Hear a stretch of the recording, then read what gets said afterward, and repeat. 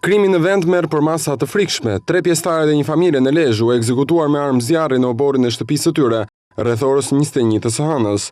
Ngjarja e rëndë ka ndodhur në fshatin Blinisht të Lezhës, ku burri e grua si dhe djali i tyre janë qelluar me kalashnikov pranë shtëpisë së tyre.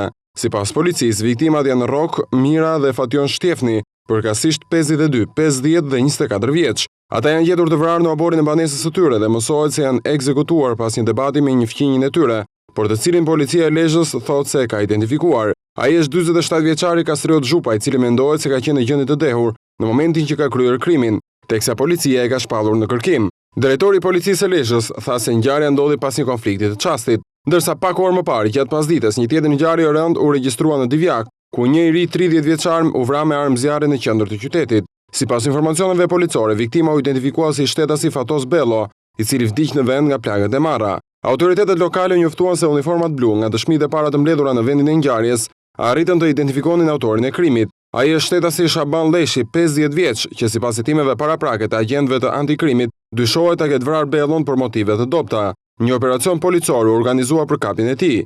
Javën e fundit në Shqipëri, vala e krimit është rritur së tepërmi, duke përbërë rrezik për sigurinë e qytetarëve.